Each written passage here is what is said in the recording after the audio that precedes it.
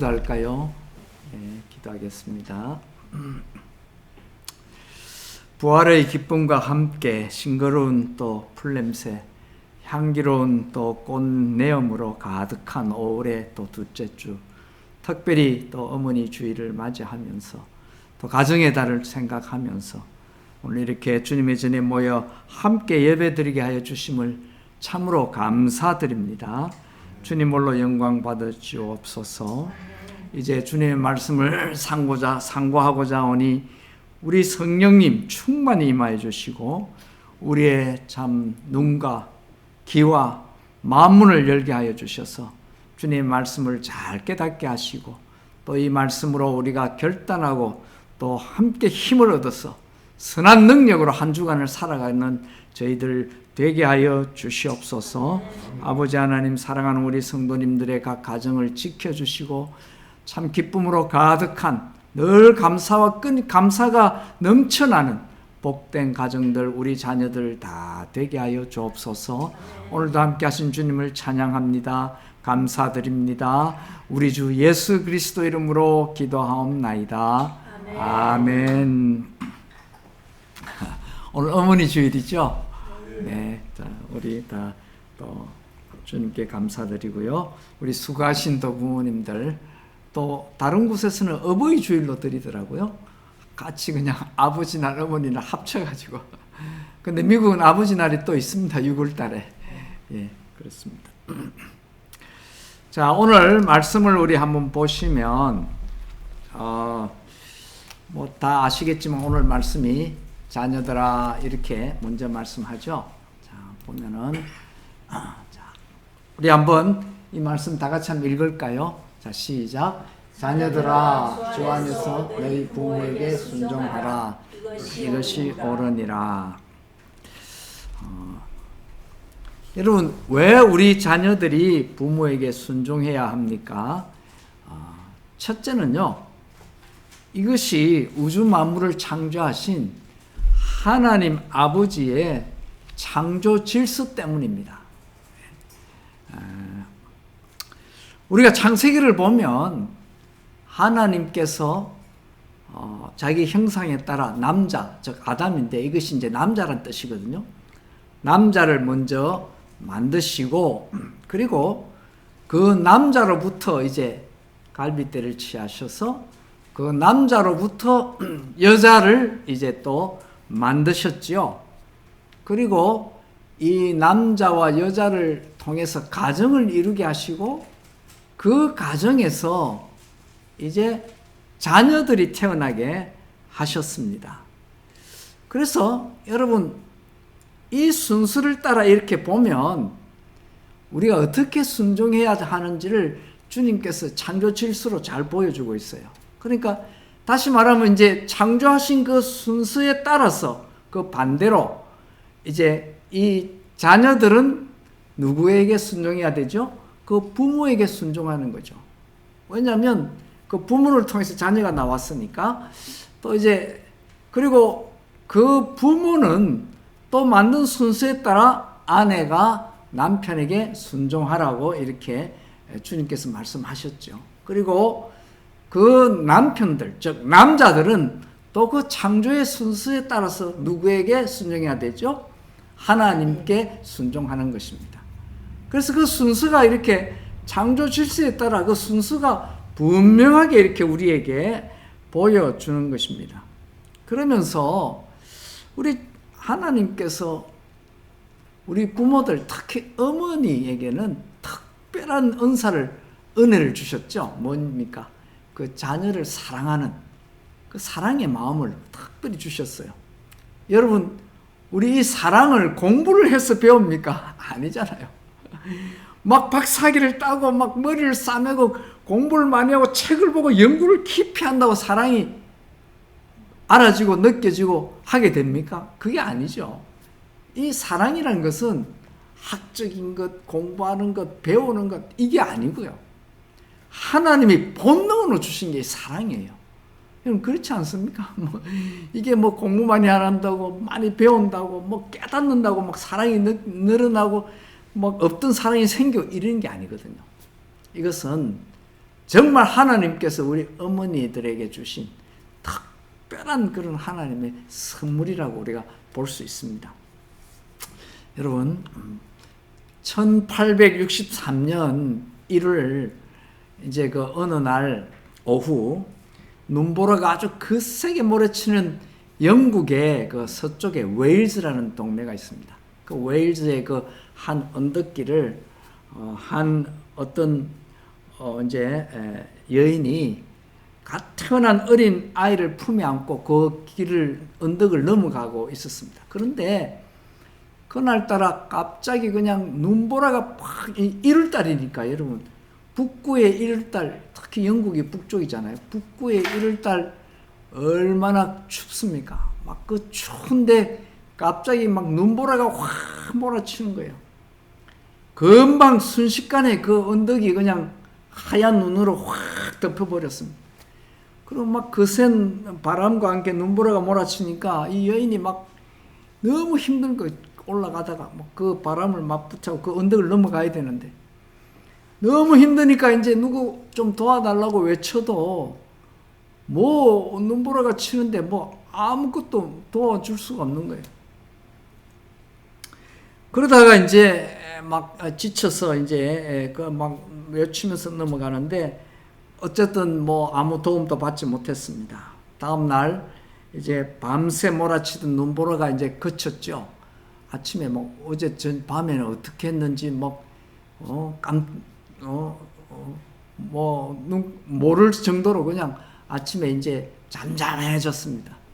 그리고 이제 해도 뜨고 이러는데 아침 일찍 그 동네에 사는 그 이제 농부가 집 이제 동물들에게 또 음식 먹이를 주고 해야 되니까 짚을 둘러매고 그 언덕길을 이제 걸어갑니다. 이제 가다가 보니까 어느 한 곳에 이게 좀 눈에 익숙하지 않은 이상한 모양의 눈더미가 이렇게 보이는 거예요.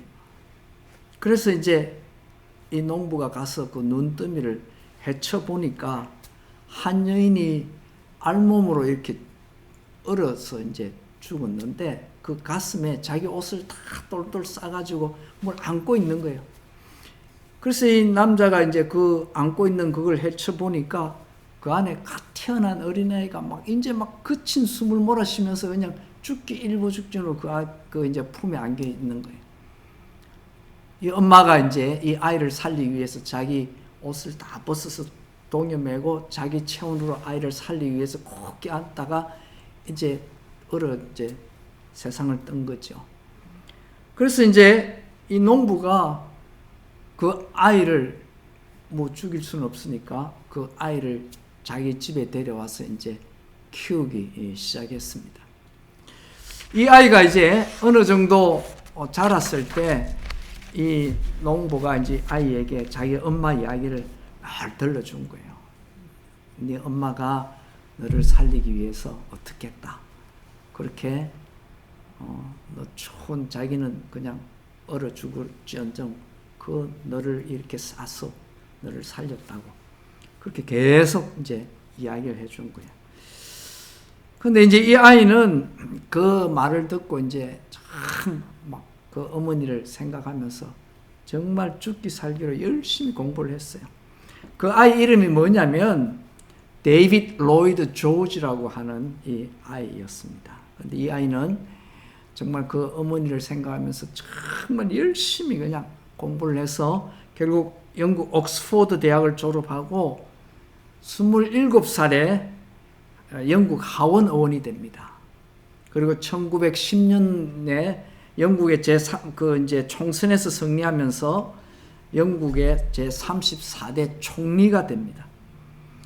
그래서 이분이 자기 저서 제1차 세계대전 회상록이라고 하는 그 책에서 자기 어머니 이야기를 그 책에 썼습니다. 그러면서 자기가 공부를 하거나 또는 이 일을 하다가 자기 자신이 나태하게 되면 자기를 위해서 그 추운 곳에서 자기를 살리기 위해서 돌아가신 그 어머니를 생각하면서 웨일즈 언덕을 자기가 찾아갔다는 거예요.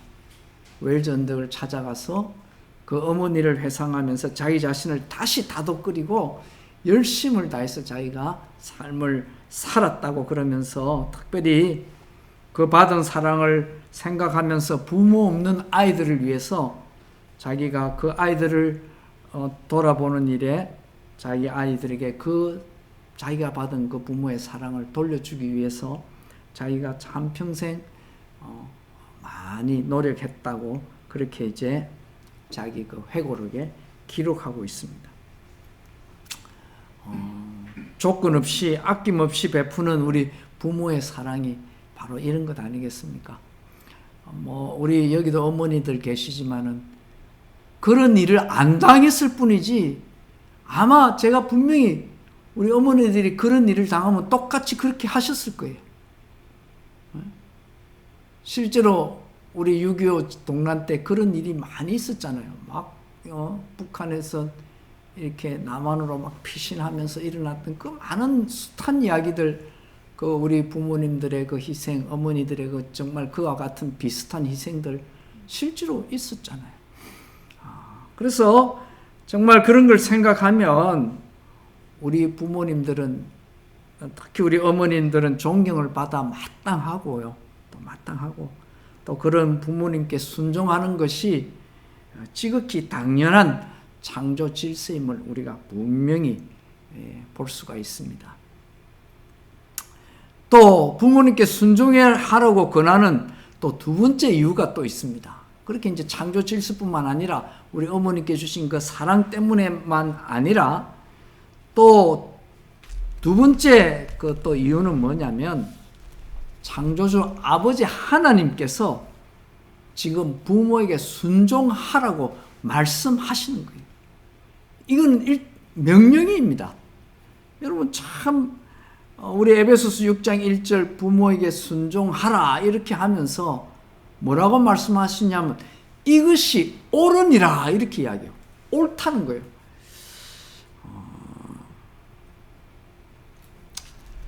여러분 오늘 이 말씀을 좀 잘 보면요. 자녀들아 부모에게 순종하라 이렇게 말하면 이미 여러분 출애굽기 10장 다음에 또 신명기 5장에 보면요. 뭐가 있느냐면 십계명이 나오잖아요. 거기에 출애굽기 10장 신명기 5장에 십계명이 나오는데 거기에 보면 1계명에서부터 4계명까지는 하나님을 어떻게 섬길 것인가를 이야기하고요. 5계명부터 10계명까지 6가지 계명이 나오는데 그 중에 첫 번째 5계명이 바로 너희 부모에게 순종하라. 이게 명령이거든요. 이렇게 명령으로 하면 딱 끝나는데 오늘 여기에 보면 조건도 붙고 또 한 번 더 강조하는 그 좀 특이한 문장을 좀 이루고 있습니다. 여기에서 보면요. 자녀들아 주 안에서 너희 부모에게 순종하라 이러는데 이 주 안에서라고 하는 말을 잘 해석을 해야 됩니다. 이게 이제 잘못 해석하면 이 창조 질서를 깨트리는 말이 되는데요. 이게 뭐냐면 주 안에서 부모에게 순종하라 할 때 이 주 안에는 누구에게 적용되는 주 안이냐면 자녀들에게 적용되는 거예요. 만약에 이 주 안에서 너희 부모에게 순종하라는 이 주 안에서란 말을 부모에게 적용하면 어떻게 되느냐면요. 예수 믿지 않는 부모에게는 순종하지 않아도 된다. 이렇게 잘못 오도할 수가 있습니다. 그렇지 않아요? 이 문장을 잘 보면 주 안에 있는 부모에게 순종하라 이런 말이 아니에요. 이거는 주 안에 있는 너희 자녀들아 부모에게 순종하라 이 말입니다. 이 엉덩이 뿔난 잘못된 이 젊은 사람들 자녀들이 부모들 예수 안 믿는다고 부모들 무시하고 이러면 큰일이죠. 그거 아니에요. 예수 잘 믿는 너희 자녀들아 예수를 믿지 않든 믿든지 간에 부모에게 순종하라는 거예요. 이게 이제 우리가 이 말을 잘 해석해 줘야 됩니다. 이제 그것뿐만 아니라 또 하나는 뭐가 나오느냐면요. 이것이 옳다라고 다시 한번 이야기하는 거예요. 그냥 그 앞에 자녀들아 주 안에서 부모에게 순종하라 명령문으로 끝나도 되거든요. 근데 이것이 옳다고 다시 한번 강조하는 거예요. 여러분, 우리 성경 말씀을 보면 예수님께서 어떤 말씀을 강조할 때에 같은 말을 두 번을 이야기합니다. 예를 들어서 요한복음에 보면 내가 너희에게 이르노니 진실로 진실로 이르노니, 그 진실로라고 한 번만 말하면 되는데 요한복음 3장 3절 같은 경우는 예수께서 대답하여 이르시되 진실로 진실로 내게 이르노니 사람이 거듭나지 아니하면 하나님 나라를 볼 수 없느니라 이렇게 말하거든요. 그러면서 진실로 진실로 말을 두 번을 하는 거예요. 이거 똑같은 거예요. 내가 옳다는 거예요. 부모에게 순종하라. 이것이 옳다는 것을 다시 한번 강조하는 거예요. 예를 들자면 또 이런 것이 있죠. 저 빌립보서 4장에 보면 주 안에서 항상 기뻐하라. 그러고 나서 내가 다시 말하노니 기뻐하라. 여러분, 주님 안에서 기뻐하는 게 얼마나 중요하면 항상 기뻐하라 말하고요. 또 다시 한번 말하노니 기뻐하라 이렇게 말하거든요. 이것처럼 이 부모에게 순종하는 것이 중요하기 때문에 다시 한번 이것이 옳다고 우리에게 반복해서 가르치는 겁니다. 그런데 이제 이것으로 끝나는 것이 아니고요. 주님께서 얼마나 부모에게 순종하는 것이 중요한지 그 다음 말씀이 또 아주 우리에게 아주 중요한 말씀을 합니다. 다른 데서는 말하지 않는 특별한 이야기를 하는데요. 우리 2절 다 같이 한번 읽을까요? 시작. 내 아버지와 어머니를 공경하라. 이것이 약속 있는 첫 계명이니. 자, 그 다음 이로써 네가 잘되고 땅에서 장수하리라. 이게 이제 첫 계명이라고 말씀하면서 어떤 약속을 해주는 거예요. 여러분, 10계명을 가만 보시면요. 이제 제가 말씀드렸죠. 1에서 4계명까지는 하나님을 섬기는 데 대한 계명이고, 다음 5계명부터 10계명까지는 우리 이웃을 어떻게 잘 우리가 관계를 해야 되느냐에 대한 이웃에 관한 계명을 말씀하거든요. 이웃에 관한 계명. 그래서 여러분 잘 보시면 이 5계명부터 10계명까지 하라고 명령하는 계명은 딱 하나밖에 없습니다. 나머지 계명은 다 하지 말아요. 그러니까 도둑질 하지 말라, 간음하지 말라, 남의 뭐 이렇게 살인하지 말라 이렇게 하지 말라로 이야기하는데, 하라고 딱 하는 것은 딱 한 계명, 이 5계명 이겁니다. 내 부모를 공경하라. 하라고 하는 계명 딱 하나예요. 그런데 하라고 하시면서 무엇을 조건으로 다느냐면 약속까지 주신 거예요. 무슨 약속입니까? 형통함, 장수. 이것보다 더 좋은 복이 어디 있습니까? 이 세상에 우리가 살면서, 우리가 이 세상을 살면서 형통하다는 건 얼마나 좋은 겁니까? 내가 계획하고 또 주님 안에서 내가 노력하고 땀 흘리는 거기에 대해서 보상을 받는 것, 이게 형통함 아닙니까? 그죠? 인간관계에서도 그렇고 우리가 세상을 살아가면서 이 형통함, 이것보다 더 좋은 게 어디 있습니까? 거기에다가 플러스 장수한다는 것까지, 장수의 복까지. 그러니까 우리 하나님이 우리에게 약속한 모든 것이 여기에 다 있는 거예요. 그러니까 주님께서 네가 부모에게 순종하라. 그러면 형통하고 장수하게 될 것이다. 이런 약속을 주님께서 우리에게 해 주시는 거예요. 그래서 우리가 부모님께 순종함으로 참 이런 형통함을 다 누리는 우리 자신이 되기를 바랍니다. 그런데 참 우리가 이제 이미 다 이 나이가 되니까 참 우리 부모님들 다 이제 하늘나라 먼저 가시고 살아 계신다면 참 다행인데요. 뭐 저도 이미 두 분 다 하늘나라 가셨고 대부분 다 그러시죠.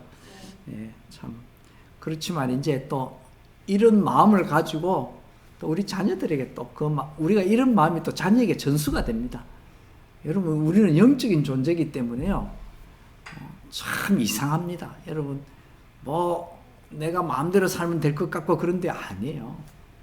우리 영적인 존재이기 때문에 이상하게 우리가 생각하는 게 우리 자녀들에게도 영향을 미칩니다. 그래서 참 중요해요.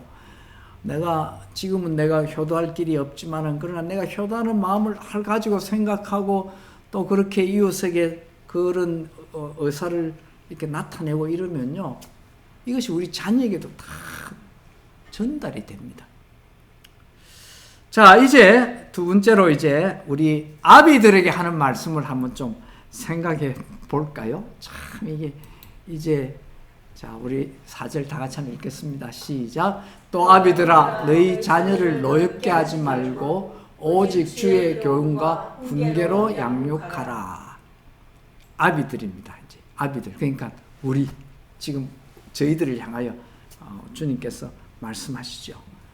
우리 자녀를 어떻게 양육하라고 말씀하십니까? 오직 주의 교훈과 훈계로 양육하라. 우리가 주의 교훈과 훈계로 양육해야 되는데 여기에 조건이 붙는 거예요.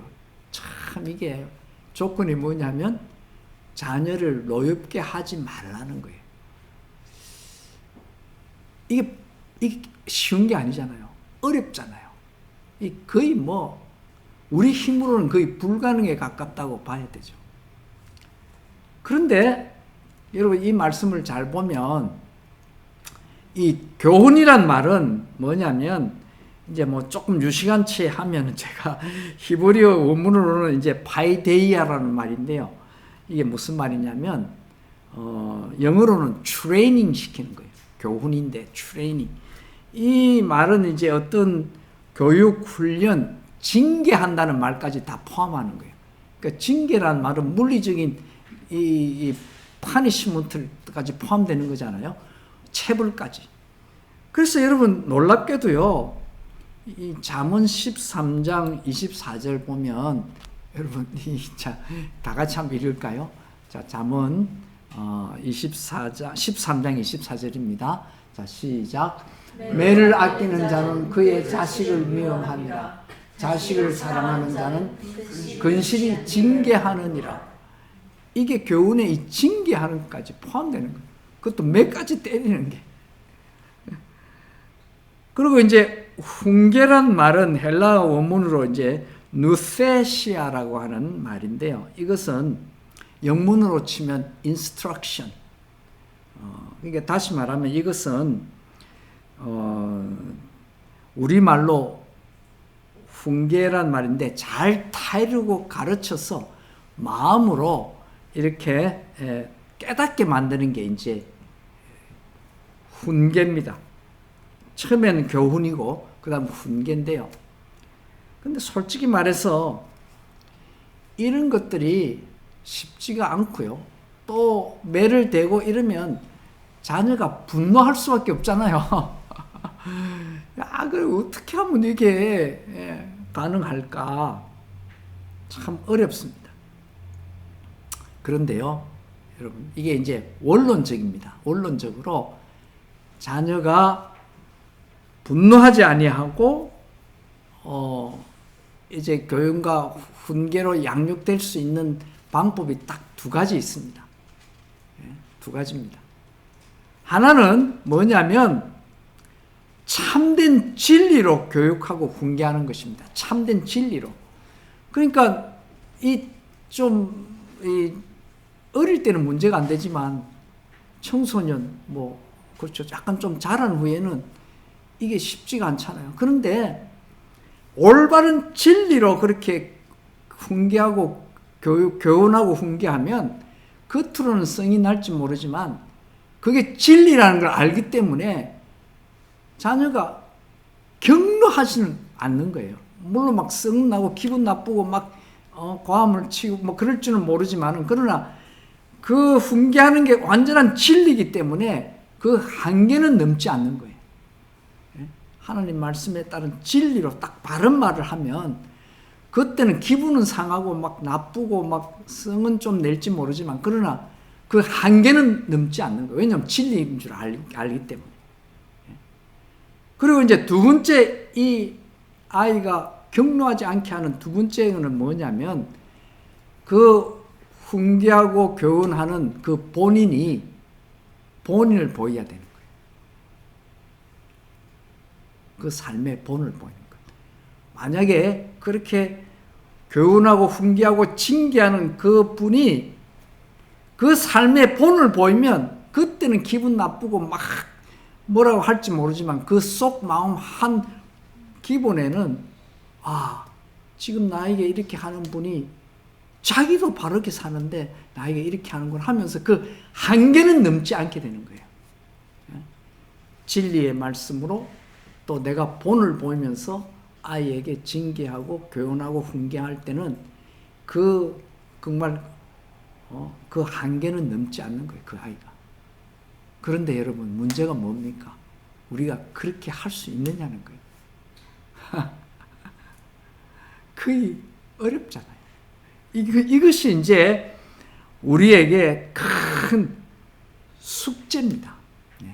이것이 이제 우리의 숙제입니다. 이 아비들 된 우리로서 이 두 개가 거의 불가능에 가깝다는 거예요. 저도 마찬가지잖아요.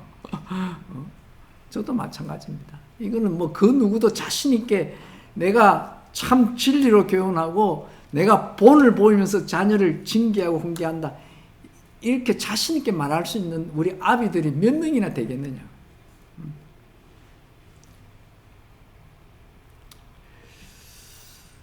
자, 그런데 이제 우리가 이제 그 아주 재밌는 사실을 하나 발견할 수 있는 게 뭐냐면요. 여러분 피라미드가 한 4,000년 전에 만들어진 거거든요. 에집트에 있는 피라미드. 그런데 아주 재밌는 게 뭐냐면 4,000년 전 피라미드를 이제 우리 과학자들이 고고학자들이 발견해가지고 그 안에 들어가서 그 안에 있는 이제 고 글자가 이렇게 섞여 있잖아요. 옛날 문자가. 그것을 해석하는 가운데 아주 재밌는 걸 발견했는데 뭐냐면 4,000년 전에 발견한 그 이제 문장이 뭐였냐면은 요즘 것들은 버릇이 없다. 4,000년 전에 거기 요즘 것들은 버릇이 없다. 그 당시 그렇게 발견이 된 거예요. 그리고 여러분 우리 성경이 사도 바울의 성경책 쓴 게 2000년 전이잖아요. 근데 2000년 전 로마서 1장을 보면 그 당시 아주 하나님이 싫어한 거역하는 그 죄목이 로마서 1장 8절부터 여러분 보시면 쫙 나옵니다. 여기 죄목이 이 하나님이 싫어하는 죄목들이 쫙 나오는데 그 중에 빠지지 않는 게 뭐냐면 부모에게 거역하는 것. 부모에게 거역하는 게 들어 있습니다. 그러니까 2000년 전에 그 자녀들도 또 그런 거예요. 그리고 이제 또 재밌는 게 뭐냐면 제가 이제 에베소서 이걸 무슨 책을 많이 참조를 하느냐면 그 로이드 존스 목사님이 쓰신 그 에베소서 강해서가 있습니다. 제가 말씀드렸는지 모르겠는데 그게 우리가 에베소서가 6장으로 되어 있는데 이분이 총 8권으로 에베소서 강해서를 썼는데 책 한 권당 500페이지예요. 그래서 이래 두꺼운 책이 8권이 이제 이분이 강해서 쓴 거예요.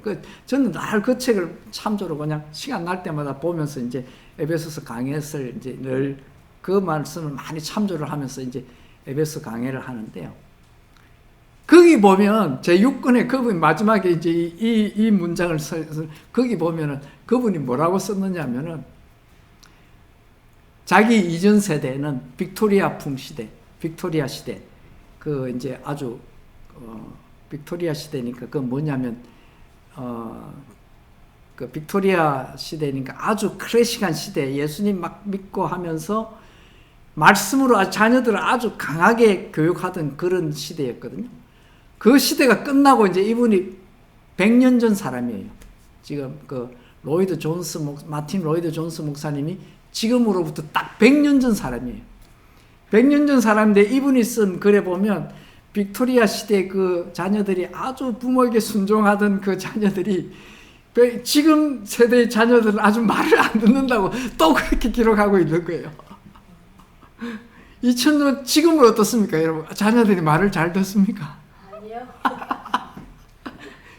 그 제가 말씀드리고자 하는 게 뭐냐면요, 여러분 이게 이제 우리 아비들에게 우리 참 재밌는 건데요. 4,000년 전 아비들 눈에는 자녀들이 말을 안 들은 거예요. 요즘 세대 제일 버릇없다.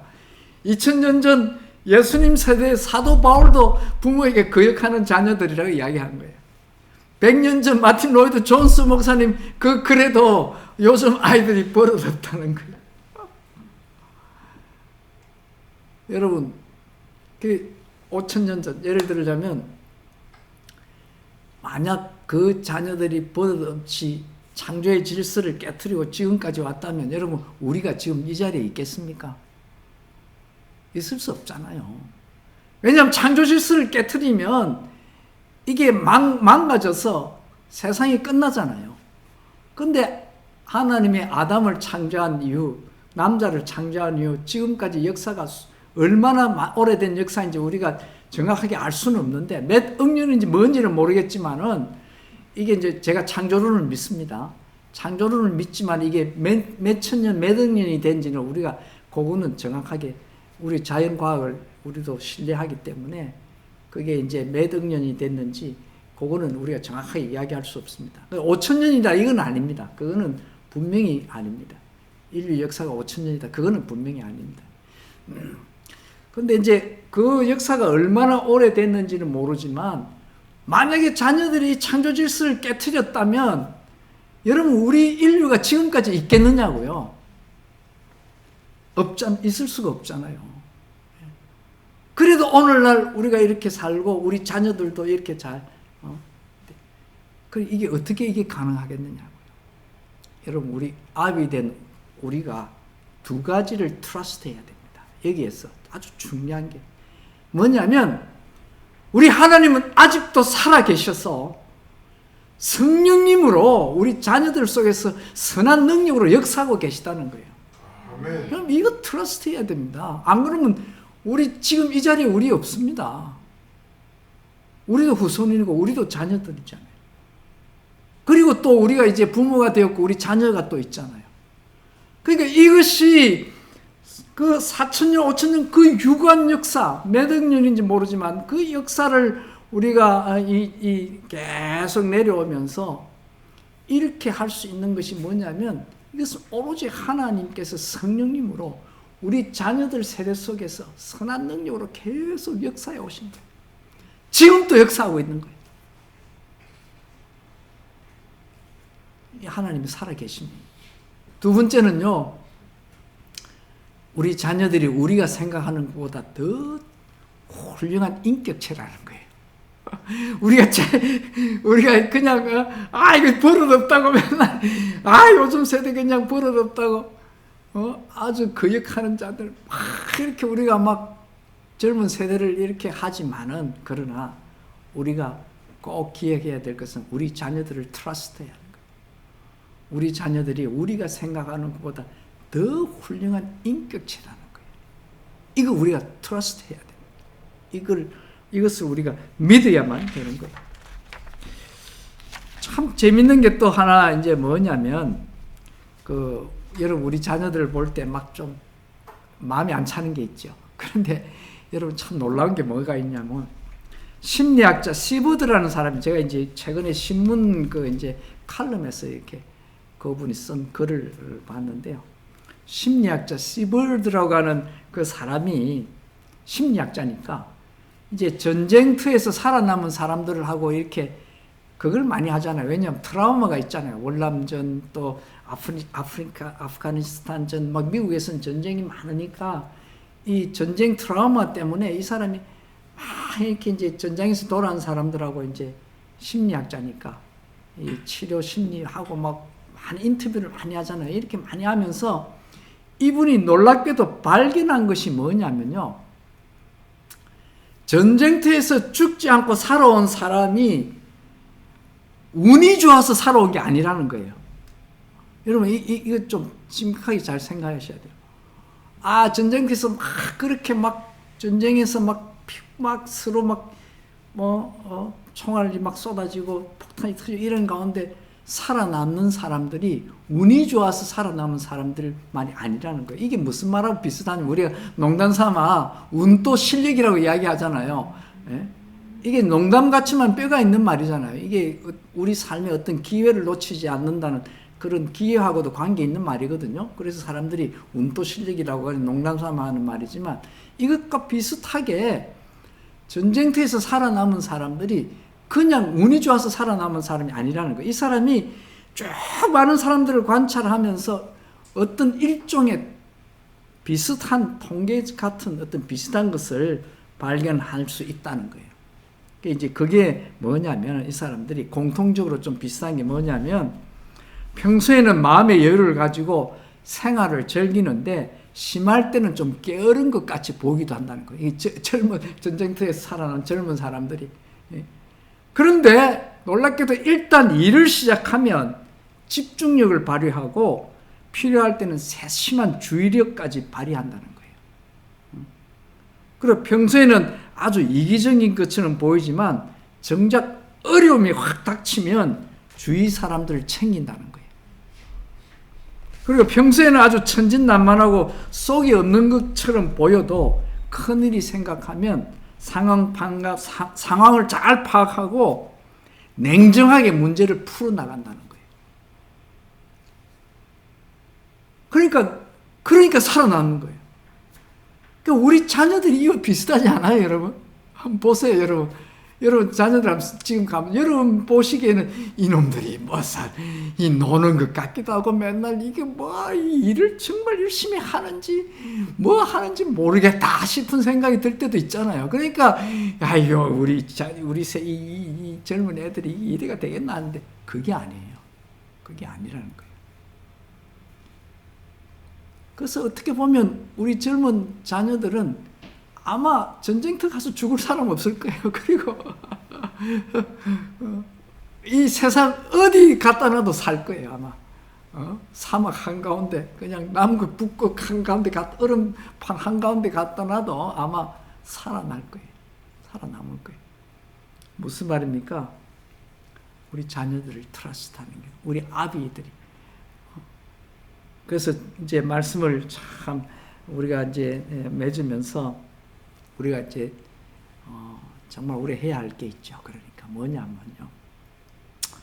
첫째 우리 자녀들을 신뢰하고 두 번째는 그런 자녀들을 위해서 기도해야 돼요. 무엇을 기도합니까? 오늘도 살아계셔서 역사는 우리 하나님께서 성령님으로 우리 자녀들 속에 들어가서 선한 능력으로 역사해 주실 것을 우리가 믿고 기도해야 되는 거예요. 그래서 지금까지 우리 역사가 이어져 왔고 우리도 지금 그렇게 해서 존재하는 거예요. 그래서 우리가 꼭 기도해야 될 것은 무엇입니까? 우리 자녀들을 위해서 기도하고 또 우리도 최선을 다해서 본을 보이는 삶을 살아야 되는 거예요. 이 두 가지입니다. 정말 기도하면서 자녀들을 트러스트하고 두 번째는 우리도 본이 되는 삶을 살도록 최선을 다해야 돼요. 여러분 우리 자녀들이 멀리 떨어져 있잖아요. 저도 저는 빅토빌에서 애플밸리에서 살지만 우리 자녀들은 페사디나 부르에서 사니까 늘 자주 못 보잖아요. 여러분도 그렇잖아요. 비슷하잖아요. 그러니까 자녀들이 나를 안 보니까 모를 것 같죠? 여러분 우리 자녀들은 나름대로 다 귀를 쫑긋해서 부모가 어떻게 사는가 다 생각하고 있고 소문 들어서 알고 있고 여러분 내가 여기서 사니까 우리 애들이 모를 거라 생각하나요? 은강성심 여러분 아닙니다. 여러분 누구를 통해서라도 소식을 듣고 또 어떻게 소문 듣고 어떻게 해서 자녀들이 또 영적인 존재라서요 멀리 떨어져 있으니까 모를 것 같죠? 아닙니다. 영적인 존재라서 느끼고 있고 알고 있고요. 또 이래저래 소문으로 듣고 있고 그렇습니다. 그래서 우리가 정말 아비된 자로서 할 수 있는 것 두 가지. 우리 자녀를 위해서 기도하는 것이고 두 번째는 최대한도로 본이 되는 삶을 사는 거예요. 최대한도로. 그럴 때에 참 우리 자녀들이 정말 순종하는 마음이 생기고 또 그것을 통해서 형통하고 장수하는 복을 우리 자녀들이 받고 자자손손 우리 주님의 이름이 드러나고 영원히 우리 자손들이 참 주님 은혜 가운데 가할 줄로 믿습니다. 이런 삶을 사는 우리 되시기를 주님의 이름으로 축원합니다. 기도하겠습니다. 아버지 하나님, 저희는 부족합니다. 연약합니다. 저희들은 할 수 없는 것 주님 앞에서 고백합니다. 아버지 하나님, 그러나 우리가 간절히 바라는 것은 우리 자녀들을 신뢰합니다. 우리 주님 성령님으로 역사해 주셔서 우리 자녀들 마음속에 주장하시고 선한 능력으로 인도하시고 보호하시고 주장하셔서 주님 영광 돌리는 귀한 우리 자녀들 다 삶이 되게 하여 주시옵소서. 그들의 마음을 주장하여 주시고 참으로 주님 기뻐하는 삶을 살아서 이 땅에서 형통하며 장수하는 복을 누리는, 그리하여서 영원히 자손의 자손의 자손까지 주님께 칭찬받으며 존경받으며 사람들로부터 존경받으며 놀라운 삶을 사는 우리 복된 후손들 다 되게 하여 주옵소서. 아비된 저희들에게도 주님 권고하여 주시고 권면하여 주시고 참으로 늘 주님 앞에 기도하며 참 나름대로 주님 앞에서 본이 되는 삶을 살도록 최대한의 노력을 하는 아름다운 저희들 삶이 되게 하여 주시옵소서. 오늘도 함께 하신 주님을 찬양하며 이 모든 말씀 우리 주 예수 그리스도 이름으로 기도하옵나이다. 아멘.